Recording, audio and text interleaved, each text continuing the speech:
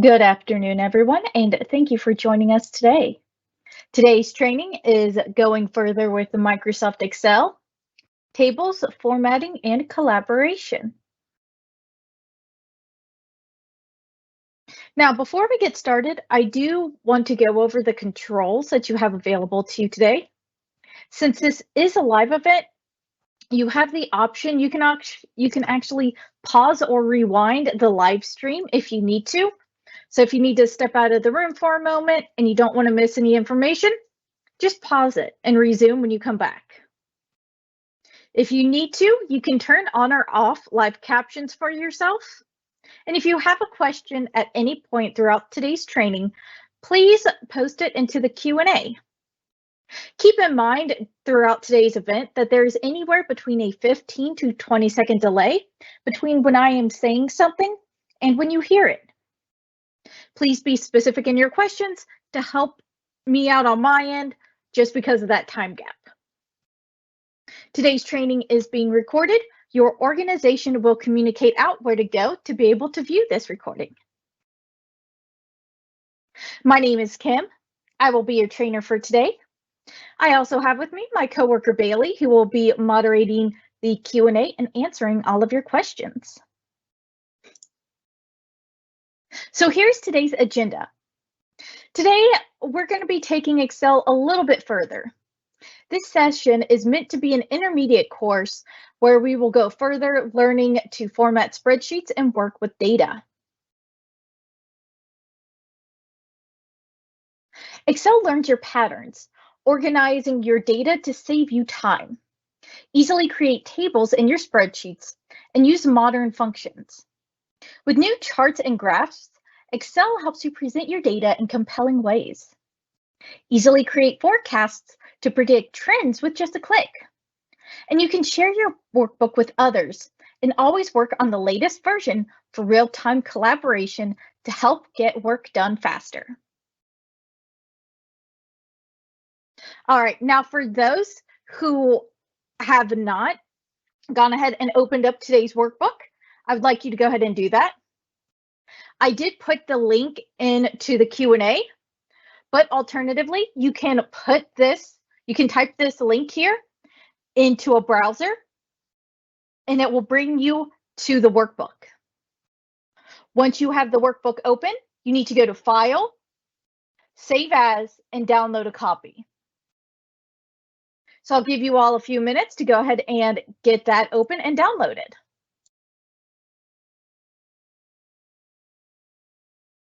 If you are having any troubles accessing it or being able to download it, please let us know in the chat.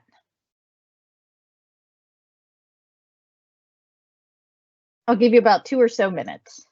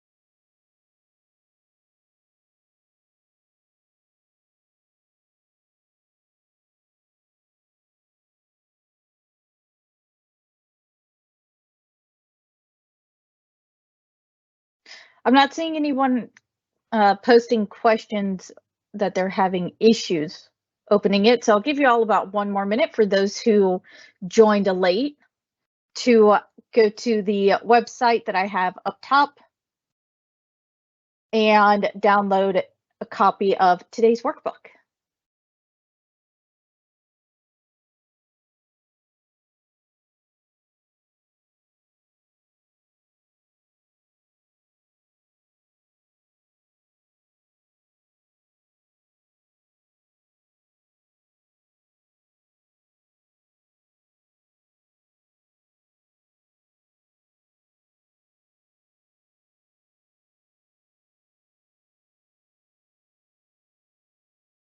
All right, that's enough time. Everyone should, by this point, have the workbook saved and opened. So let's go ahead and start with the demonstration. I'm going to end the slideshow. Now, when you have your workbook open, you'll notice at the very bottom we have different tabs or sheets within our workbook. We're going to be starting on the left and slowly working our way over to the right.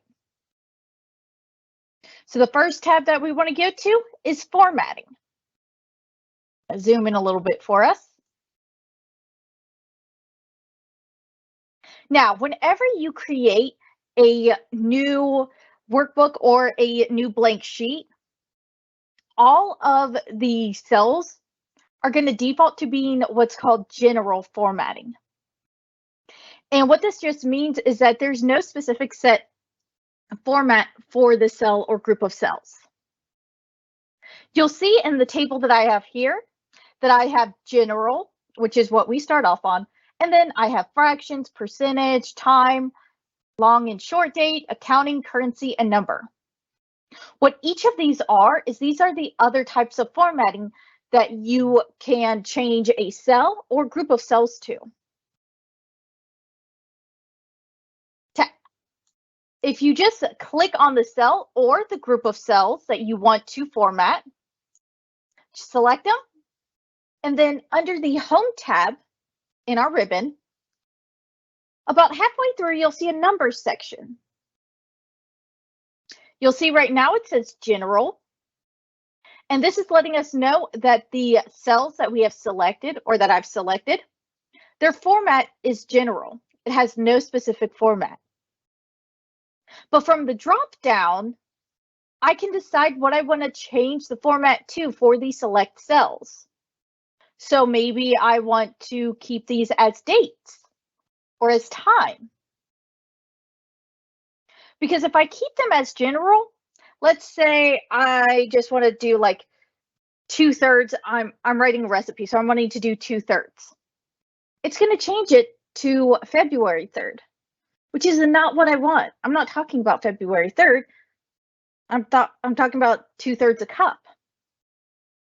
So if I format a cell or group of cells to let Excel know, hey, all of these cells are going to be fractions and remain that way.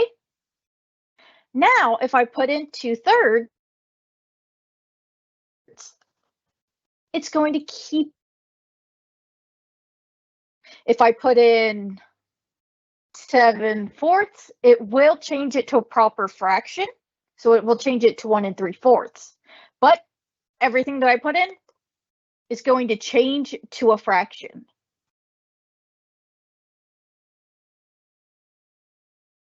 Now that goes the same with the rest of these. For percentages, you see, I think all of these should already be formatted as percentage. There we go. So for percentage, if I put in, I'm just going to do, let me put in 2/3. It's going to change it to a percentage, 0.67. If I just put in the solid number, it will keep it as 5%. Now, time is, it can be a little bit tricky. So you have two options on how you can put in time. You can utilize the 24-hour clock. So if I do 13 o'clock and hit enter, it's going to change it to 1 o'clock p.m. Now, if you're not used to using the 24-hour clock, then you can just put in 1 o'clock and make sure you put p.m. at the end of it. And that way it knows, hey, she means 1 o'clock p.m. Otherwise, if you just do straight 1 o'clock, it will assume you mean 1 a.m. So just be careful with that. As far as dates go, whether it's short or long date, if you do not put in the year, it will automatically assume you are talking about the current year. So if I put in February 14th, it's going to assume I mean Monday, February 14th of 2022. Now, if I'm talking about February of next year, I would have to do 2/14/2023. I would have to put in the year for it. Same goes for short date. If I put in a date and I do not specify the year, it's going to assume I mean the current year. It doesn't matter if the date is past or present, if it's one that's gone past or is in the future, it's going to assume you mean this year unless you state otherwise. Now, currency and accounting are very similar, or they seem very similar, but they're different. So one thing that I want you to notice is how currency and accounting is set up. You'll see for accounting, all of the numbers stay on the right-hand side, for most of them typically, except that last one. But then the currency stays on the left. For currency, you'll see they're just all together. They're all right next to each other. They don't have them separated out. Currency is going to remain the currency of wherever you're located at. So since I'm in the US, my currency is going to be the American dollar. But if you are somewhere else, say somewhere in Europe, your currency, because of your location, might be the pound or the euro. Now, for accounting, you can change the currency. So you can see here, I have different currencies for this. You cannot change the currency when you have the cell or cells formatted as currency. So if I come here to the $10, if I go to the Home tab, and I come back here to the number section where we had formatted earlier, you'll see it tells us that this cell is formatted under currency. And right below that, I can change what I want for currency. So right now, it's on the American dollar. Maybe I want to change it to euro. If I change it to euro, it will automatically switch it over to accounting. And if I try and switch it back to currency, it will automatically change it back to the American dollar. So that's one thing to keep in mind if you use currency versus accounting. And then last, we have numbers. Now, one thing that I really like about numbers is you can actually decide how far over you want the decimal point. Let me show you. I'm going to show you how it can round up.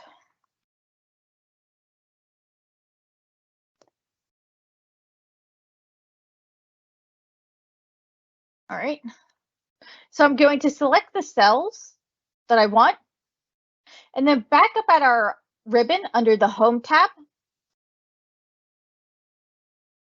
Remember where we changed the currency, whether it's a yen or pound or any of those? If we move over to the right, you'll see we have the option to increase or decrease the decimal point. So you'll see on these bottom two numbers that I just added in, you'll see as I decrease the decimal point, it's going to start rounding up. So you'll see that 45 and the 98, that moves up to 46 and 99. And I can keep going. And there you go. So you can see which one's rounded up and which one stayed. So that's the other thing that I like about numbers is you can change it to have to show the decimal points however far over you want, or just remove them. So that's formatting. Formatting is going to make your life a whole lot easier if you're having to, say, type a whole bunch of times. Just go ahead and format all of the cells, and it's going to save you so much energy. So now that we know about formatting, let us go to our next tab or the next sheet in our workbook that is labeled Table. So here we have a table. Now, right now our table is very basic and bland. So one of the first things that we want to do is we want to verify and make sure that all of the cells or all of the columns are formatted how they should be. So if we look at the customer survey, we're going to highlight all of those. And then going back up to the Home tab ribbon, I just want to make sure that all of these remain as numbers. And I can choose how I want the decimal point. So I can decide for our customer survey, it's out of 10 stars. Do I want to keep it as like 9.0 or 8.4? Or do I want to keep them as solid numbers? That is up to you.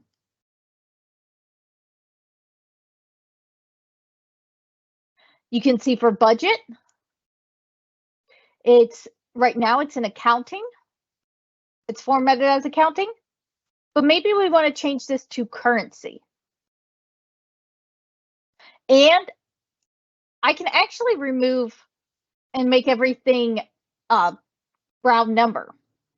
So you can actually remove or add on the decimal points. So since these are all round numbers, I'm just going to decrease the dollar amount or the decimal point on there to show the full dollar. And then we have email and customer names.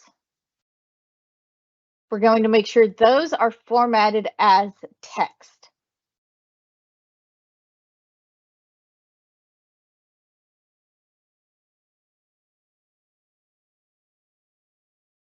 So now that we've double checked that all of our cells in our table are formatted correctly, let's look at actually formatting our table and how it looks. So for this next part, I want us to select or highlight all of the parts that are within our table. So that's going to be all of the customer names, their emails, budgets, whether they want to be contacted, and their surveys that they gave us, well, the scores. From the Home tab on our ribbon, we're going to move over to the right and to look at Format as Table.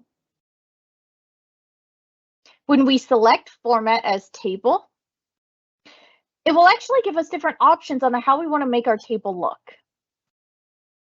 Now, the reason why you want to format your table is it's going to help it look a little bit more professional, and it can actually help others being able to read your workbook in this case. And the reason for that is you'll see some of these have alternating bands of colors, and maybe that's not something that necessarily you need, but there's a lot of others that helps them, like me personally. I always require these. So let's find one that works. You'll see we have different options. We have light, medium, and dark based off of how much color you want. I'm just going to stick with medium. And I'll do green. I like the green. Now that I've selected my format for my table, you'll see I get this pop-up. And this just wants to verify that everything we have selected is indeed everything that's going to be in our table. And then it wants to know, did I already create headers for my table? Now, we do want to keep that checked because we do have headers. It's the first row here, customer email, budget, contact, and customer survey. Now, if I had not put those in for the first row, then I would leave that, I would remove that check mark. But since we do have headers, I am going to keep that checked and hit OK. And you'll see it's going to format our table. And now it looks a little bit more professional. It looks a little bit better. Now, one thing I want to show you real quick is if I click anywhere off of my table, that table design option will disappear, but it will always reappear whenever I click somewhere within my table. So if you do not see the table design tab at the top, You have to just click somewhere within your table. When we go to the Table Design tab at the top, it's going to give us different options on how we can make changes to our table. So if I want to, I can actually remove that header row at the top, because maybe, depending on the table you have, maybe your first column is actually like your headers, or maybe your last column, or maybe you want headers and you want to highlight the last column. You can do that. You can remove the banded rows, and you can opt for banded columns instead.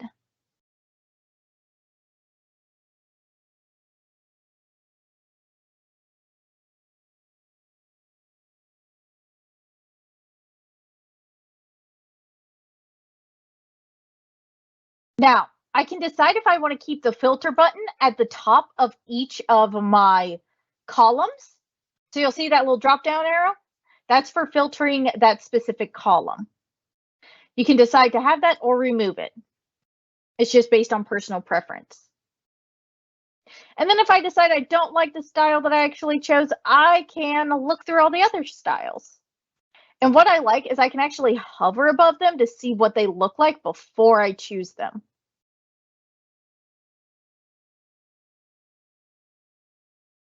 So I prefer this one, so I like this one. I'm going to keep it like this. So now I've made changes to my table. I like how it looks a little bit more professional, and it's easier to read. Now, one thing you may have noticed or may not have is for this last column over here, customer survey's kind of getting cut off. And I don't want that. I don't want survey to be cut off. I can actually decide how wide I want my columns to be. So I'm going to take my cursor and I'm going to bring it to the top of my column. And if I put it in between column E and F, you'll see how my cursor kind of goes to a plus with arrows on either side. When it's like this, I can actually drag over the edge of column E and make it a little bit wider. So now you can read what my header is. My header is customer survey instead of just customer serve. We can also do this to make the columns a little bit shorter if we need to. So that's what we had done for contact. That's why contact is a little bit smaller. We can always widen it though if we'd like.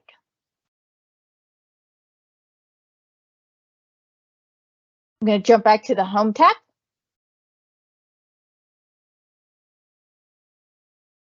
Now, I like how our table looks, but there's still some more that we can add to it. So let's look at spicing up the contact column. So this is where customers let us know if they want us to contact them or not. So I want you to highlight or select the contact column. Then we're going to go to the Home tab in the ribbon and go to Conditional Formatting. This is where we're going to be given different options on what we want to do with these cells. So what I want to showcase is highlight cell rules. So you can decide how you want cells to highlight based off of what criteria. So I could say if they're greater than a certain number, less than, between, or equal to. But our contact column is text. It's not numbers. So we're going to be looking at text that contains. We're going to click it. So now we can decide based off of what text they put in, how we want it to highlight. So maybe I'll put in the word yes. So whenever there is the word yes in this column, how do I want it to be highlighted? From the drop-down, you'll see we already have some pre-made options, but we can also do custom format. Custom format lets us decide like the color of our thing. So let's say maybe I'll do a light yellow, and I'm going to do my fill as a dark blue. And there we go. Now, if anything is changed to a yes or yes is added on, you'll see how it's going to automatically highlight that cell based off of what I told it. So it's going to highlight it with a dark blue background and yes and that light yellow or the pale yellow. So now that we've added a little bit of pizzazz to the contact column, let's look at adding a little something to the budget column. So we're going to select or highlight the budget column. And then we're going to go back to conditional formatting. But this time we're going to drop down to data bars. Now, data bars give you a great visual for the highest amount and the lowest amount. So you can see the highest amount is always basically the 100%. And from there, you can see the different bars, how high they are.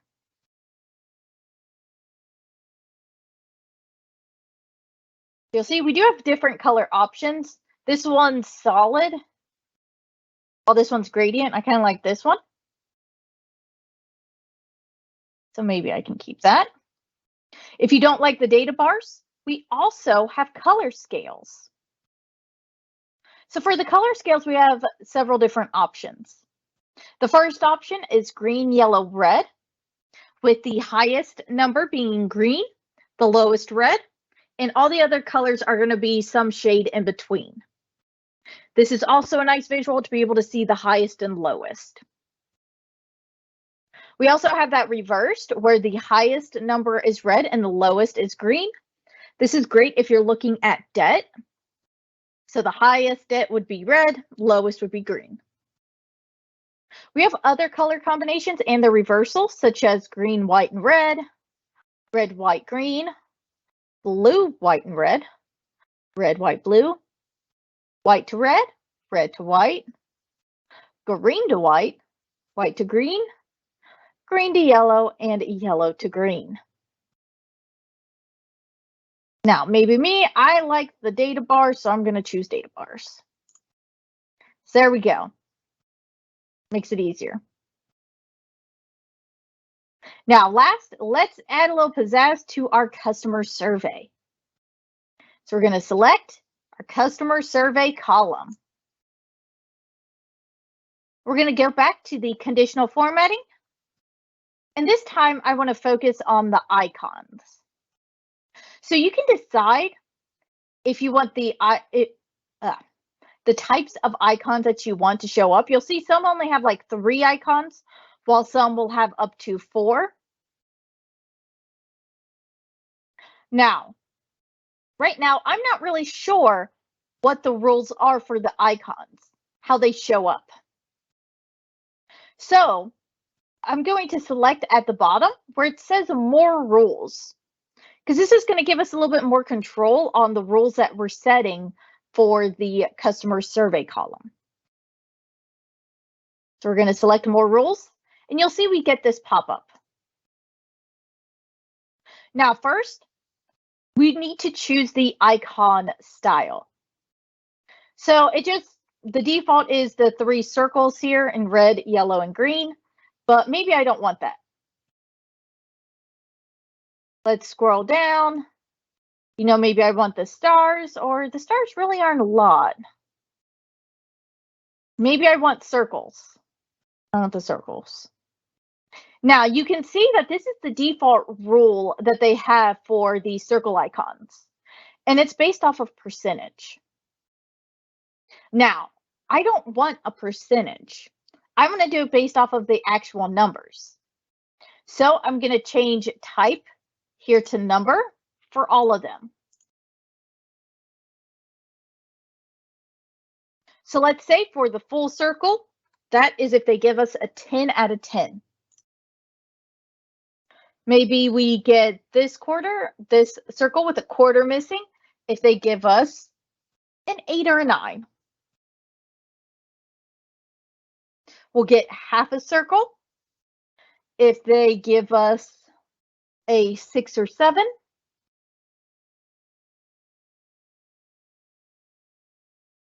They give us a 5 or 4, we'll get just this quarter.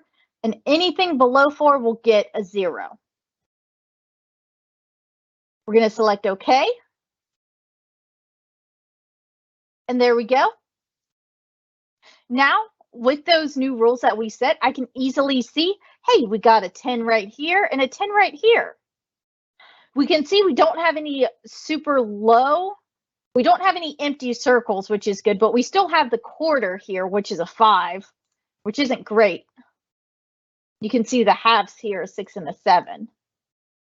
But we have a good amount that are decent. Now, if you ever decide that you don't like a format that you've put on, so let's say the budget, I really don't like this conditional formatting that I've put on. If I highlight the cells that have the conditional formatting, so for this instance, the column, if I go back to conditional formatting, you'll notice towards the bottom, it has clear rules. So you can decide to clear the rules from this entire table, the entire worksheet. So that's good if you have several different tables on the worksheet, or just from the selected cells. I'm going to choose selected cells. So it does not affect these other 2 columns, just budget. So now you can see that is removed from budget.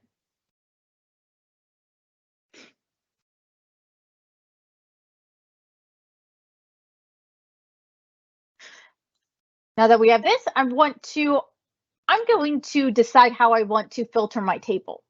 Now the table is smart, so it will realize that Terry here, that this is his Gmail account. His budget is $8.50.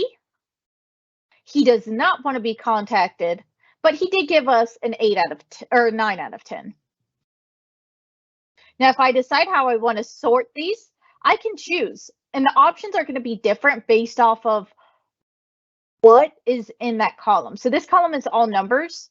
So it's giving me the option to sort smallest to largest or largest to smallest. If I choose to filter based off of customer name, it will give me the option to sort A to Z or Z to A. I'm going to just sort by customer survey, largest to smallest. Now you'll see it put them in order. And now if we look at Terry, you'll see it automatically moved his email, his budget, does not want to be contacted, and his survey result. It moved it all down accordingly. So you don't have to worry about any of the information getting scrambled around when you sort. Excel's smart, and it's going to go ahead and adjust all of those for us. Now, if you do not have the sort button at the very top of your columns, the other way would be you would select somewhere within the cell, within the column that you would like to sort by. And then under the Home tab in the ribbon, on the right-hand side, you have Sort and Filter from here. So those are the 2 ways that you can sort and filter your tables. So now that we have our table, let's go to the Insert tab in our ribbon. And I want to look at adding on tables for us. So when you decide you want to add on a chart, when you want to add on a chart, you get to decide what context or what information is all going to be within that chart. So I could choose, maybe do a chart just on customer surveys, or maybe the entire chart if I want to. It's really up to you. Maybe me, I just want to do customer survey. I just want to be able to have a graph showing us, how well we've done, the good scores versus bad scores. So I'm going to select the customer survey column. And then from the Insert tab on our ribbon, midway through, you'll see the Charts section. This is where we can kind of decide and choose what kind of chart we want. Now, as you hover over an option, you'll see it will kind of briefly give us a look of how that's going to look.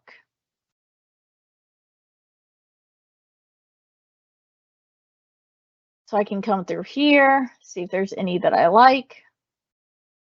It's kind of hard to see some of these just because this gets in the way. I'm just going to start off with this one.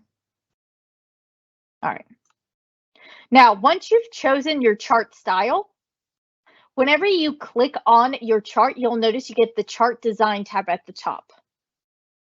If you click off of it, it will disappear. But when you click back on your chart, it will reappear. Now, from the chart design tab, starting on the left, you have the add chart element. This is where you can add or remove chart elements. And what I like is you can actually hover over them to see what they look like. So I can hover over like the data labels and see how I like them, how I like them placed. Can look at grid lines and even legend if I want. Now I can change the color scheme. We don't have that many to choose from, but I'll change mine to green because that's kind of the theme I have going on here. And then I get to choose the chart style. So I can hover over and see these different chart styles to see if there's one that I may like better. Now, some chart styles or some charts will have more styles than others. So you can see this one really doesn't have that many options.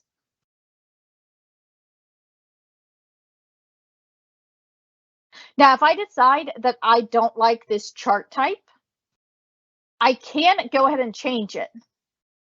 From the ribbon, you'll see we have change chart type. We're just going to click there. And what I like is it actually will show you what it's going to look like as that other chart.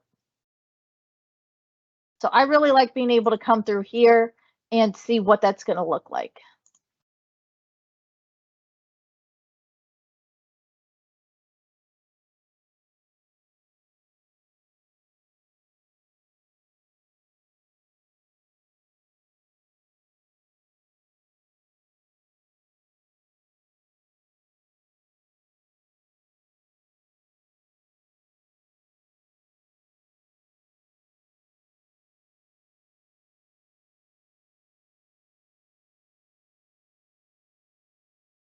Now I'm going to make the chart a little bit larger.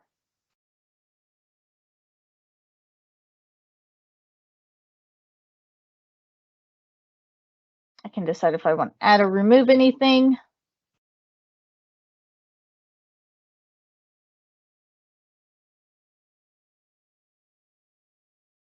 And change it up.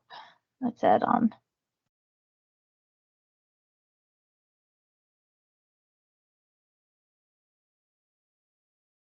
See how these look.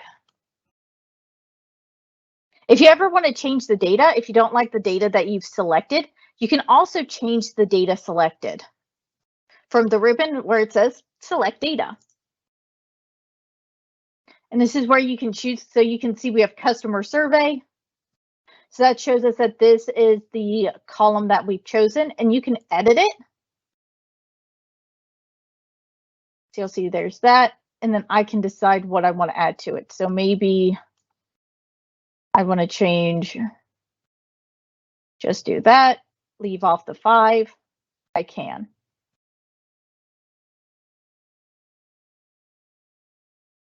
I can edit the horizontal category if I'd like.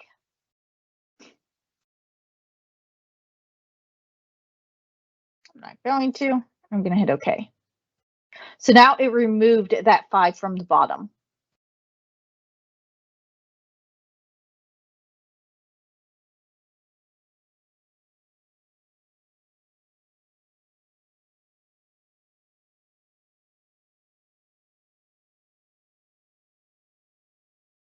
There we go. Now we have our chart. I'm going to change the chart name. Let's do customer surveys 2022. And there we go. Now we have a chart and a table. And the chart can kind of help explain some of the information in the table a little bit easier. That's one reason why having a chart is really helpful. Gives a nice visual.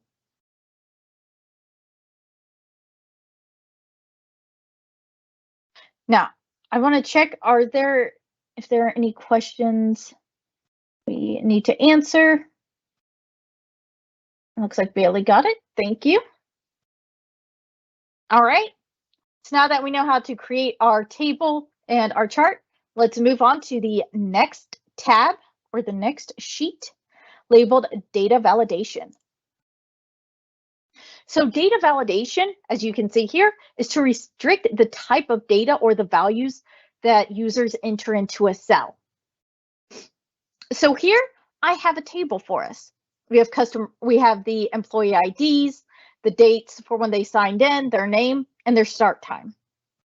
I want to use data validation for the start and end times. Now you'll see here for Paula, she already has her start time as 8 o'clock. And when I click on it, it says time. Please enter time between 8 and 5.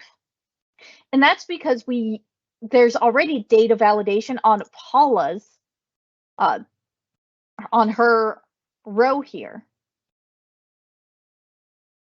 So let's start with Rosie.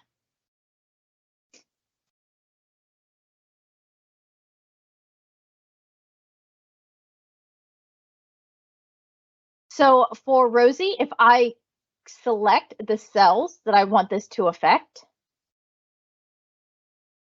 or you know what, let's just do all these rows. You can do a single row or group of rows. And then to get to the data validation, you need to go to the data tab at the top of the ribbon. And then you're going to be looking for the data tools. It looks like this. It's over here on the right-hand side under data tools. And you'll see right here, we have data validation.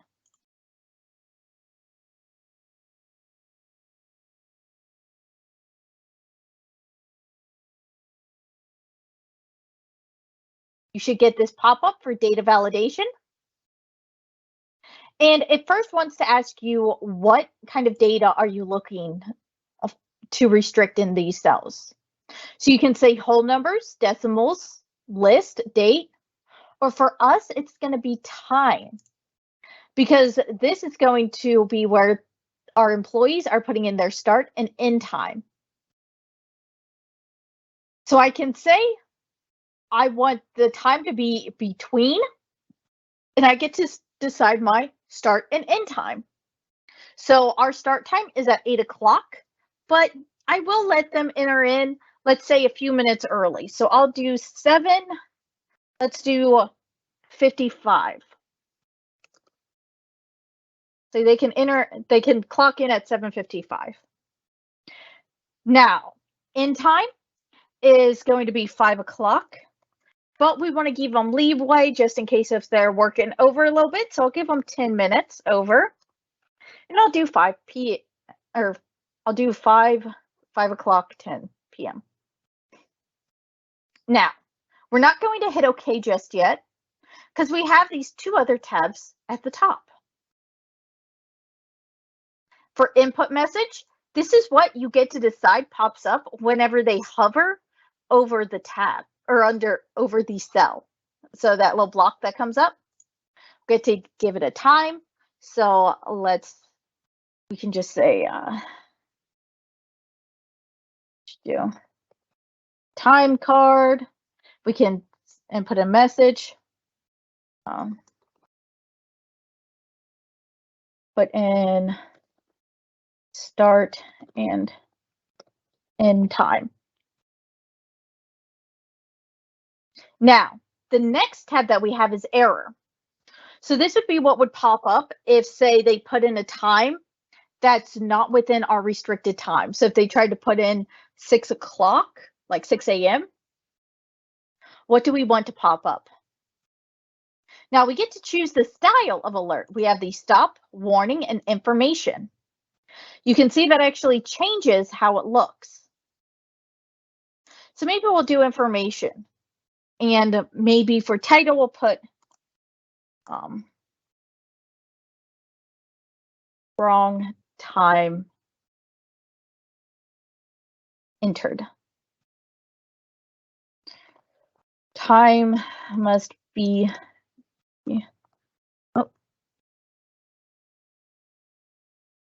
between 8 o'clock a.m. and 5 o'clock p.m. You know, if outside normal hours, please contact Kim. Now I'm going to hit OK. And now it's formatted all of those cells for me. So now if I go in to enter, let's say, Adam's time, you'll see there's our time card and put start and end time. So if I do, let's do 7:59 a.m. You'll see it does accept it. And we'll do 5 o'clock p.m. There we go. But let's say for Josue here, he tries to clock in at 7:30. We're going to get this pop-up now. You'll see wrong time entered. Time must be between 8 a.m. and 5 p.m. If outside normal hours, please contact Kim. So we're given the option, OK, cancel, or get help. So now you'll see it gives us a warning because that isn't correct. It's invalid. So once it's changed to a correct time, it'll be fine.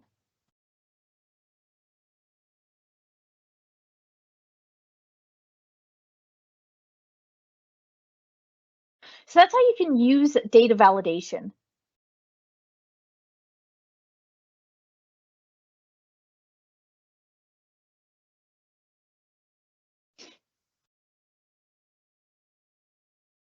Do we have any questions on data validation?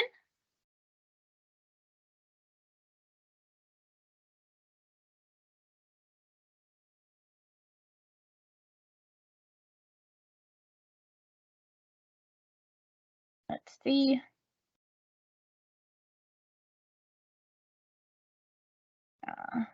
All right, the only question I see is from somebody asking about the chart function. I think that was from the previous tab. So when you highlight the text or the cells, you have to go to the Insert tab. You have to go to the Insert tab to insert a chart. And you have to choose the type of chart you want to insert.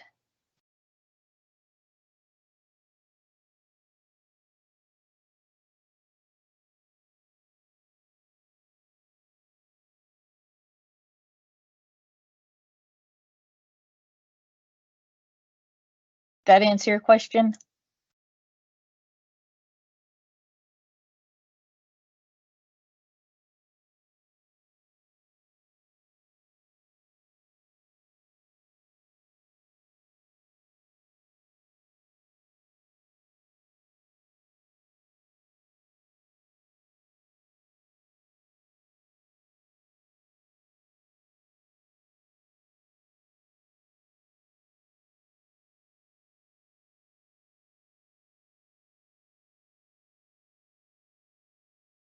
All right.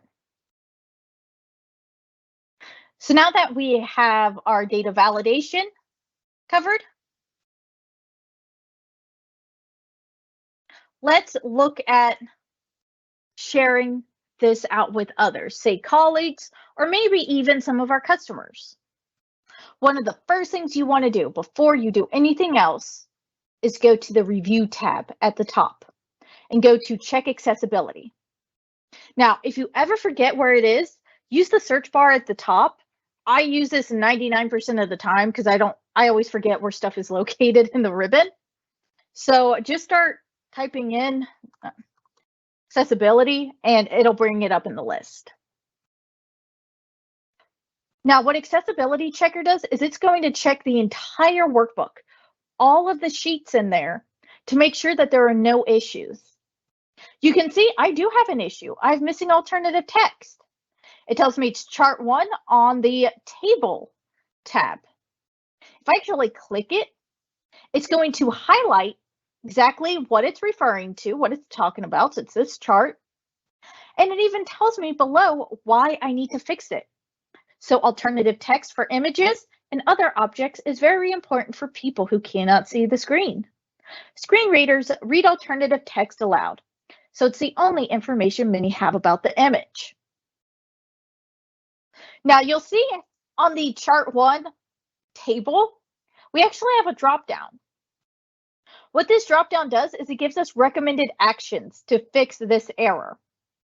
So we have 2 options. We can add a description or mark it as decorative. Marking as decorative would be for something like if you just had like a company logo, you could mark that as decorative. But for this chart, I actually want to add a description. So I'm going to click add a description.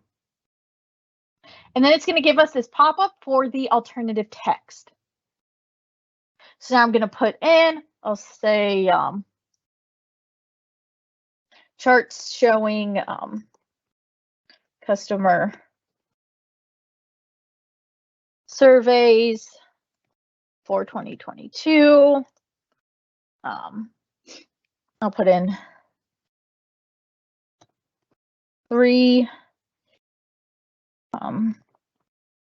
customers gave us 6 to 8. 7 customers rated us 8 to 9. And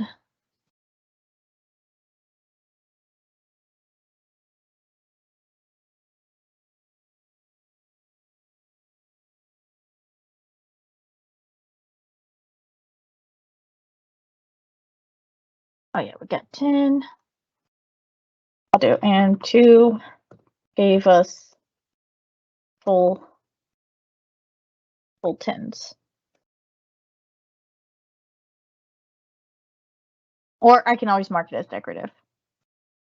You can put in as much or as little information. I just put in some random information on here just to fill it up. But for the alternative text, you do not need to hit save or anything like that. It automatically saves for you. So all I have to do is exit out at the top right-hand corner. And there, now you can see there are no accessibility issues found. People with disabilities should not have difficulty reading this workbook. You always want to go through this because it does check too to see if there is hard to read text. So if the text is too similar to the color behind it. And that's one thing that I realized I tend to like the green colors for my tables, but like this bright green, typically they do it with a white text. And for me, it's easy to read, but it always gets flagged by accessibility because it may not be easy for everyone else to read. So now that we know there are no accessibility issues, now I'm confident in sharing it out with others. So I'm going to go up to the share button in the upper right-hand corner. And you'll see I have a few different options. The first one is share. This is going to bring us a pop-up. You'll see. And it actually is, I can actually decide who I want to share it with and their restrictions. So you'll see here, anyone with the link can edit. Maybe I don't want that. I can change that simply by clicking on it. And now I can decide anyone with the link can access it, or maybe only specific people. Now you may have more options at your company. And this is one of our demo accounts, so we really don't, this one doesn't have that many. So maybe I only want specific people to be able to access this. I can also choose if they can make changes to it, Or if this is a final draft, I can say they can only view it. I'll say they can make edits. Always make sure to hit apply. And then you can type in the name of whoever you want to share this with, and it will send it to them as an email, or you can share it as a clickable link. For the clickable link, simply hit copy. Oh, you have to put in the customer name or the coworker's email address, and then hit copy. There we go. Now, alternatively, when you go to the share button, you also have copy link, and it's the same thing. It's just a little shortcut way to get to it. So now I can share this out with whoever I want to. The clickable link is actually great for if you already have a chat, like a Teams chat going on with your coworkers or group of people. You can just share it with them that way, which is what I do about 90% of the time, because emails get lost so easily for us. So the link is always a little bit quicker. Now, when you share out with somebody, you're doing what's called co-authoring, if you allow them to make edits and changes to it. Co-authoring means that you and up to 99 other people can all access the same document together. Now, I do not advise you and 99 people working on a single document. That is way too many. I would say maybe a max of 10. But the great thing about it is you all can be working and collaborating together and all be on the most current version of the document. Since it is saved to your cloud, it's going to auto save. Any changes that are made are automatically going to be saved onto, or all of them are going to be saved. I believe it's like every 3 to 5 minutes. Whenever somebody joins, you will see their profile picture pop up here near yours, and you can actually see where their cursor is and see everything they're doing and changing in real time. Now, if there are changes made that you don't approve of, you can always review some of the previous versions of the document. If you go up to the File button in the upper left-hand corner and go to Info, because we're looking at past information, you'll see we have version history. Now, version history will keep up to 500 different versions of a document. So you'll see here, we can see some of the previous versions. We have ones from today, back from August 29th, and I can scroll down and see what the first original version looked like. I can open this version. It will open it up in a new window here, you'll see. And I have some options. I can restore this version. I can restore it to this version, or copy this version, or copy it so that way I can just compare it. So just save it as a separate file. Or I can always just exit out and do nothing. If I decide that I don't want somebody to have access to the file anymore, going back up to that share button, we have manage access. And this is where you can remove access. As you can see here, I have links. So maybe I want to remove this link. There we go. Now that link that I had shared out with my coworker, they no longer can use that to access this file. If I gave an individual access via like an email, they would show up there, and I can actually remove individuals' access. So you can do whole groups or individual access, however you want. Now, that is everything that I have for going further with Excel. I do want to go ahead and open it up to any Q&A that you all may have.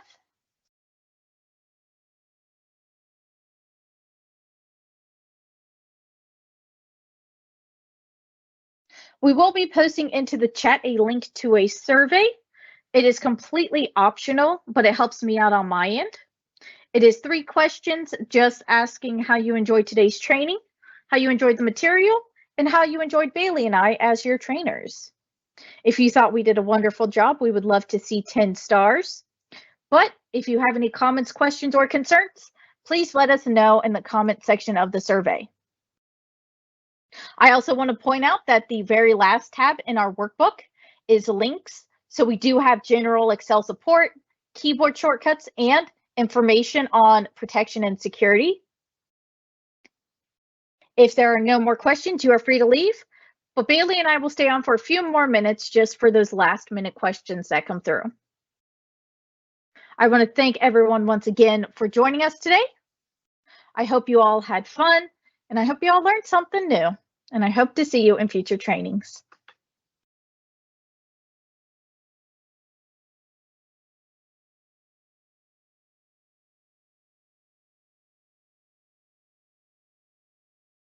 All right, someone wanted me to go back over formatting or the table.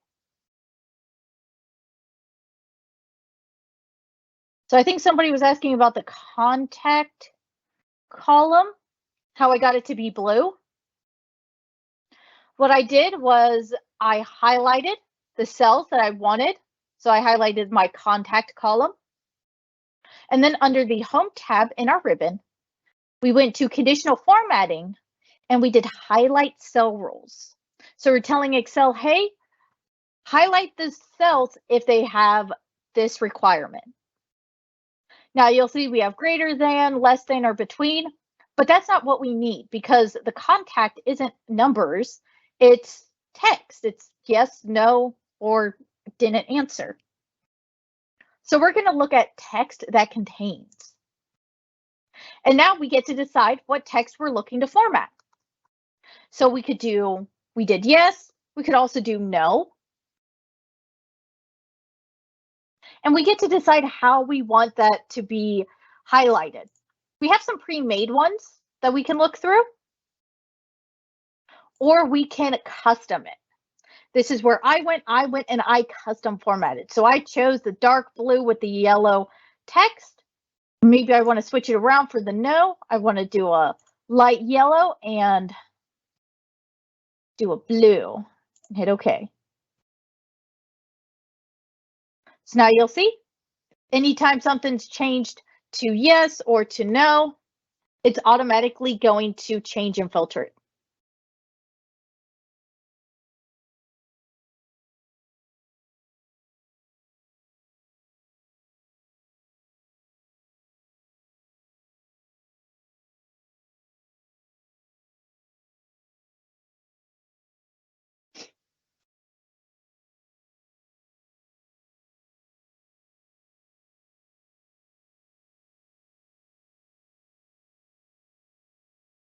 All right, I'll give about another minute for questions.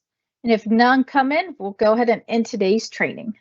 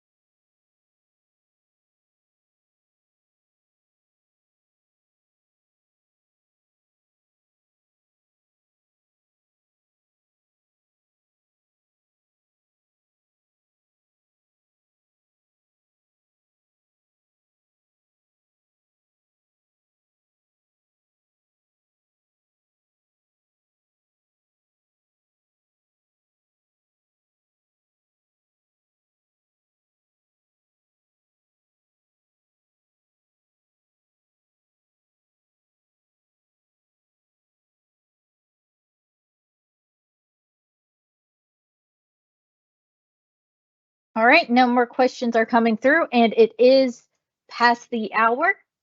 So I want to thank you all once again for joining us, and I hope to see you all in our next training.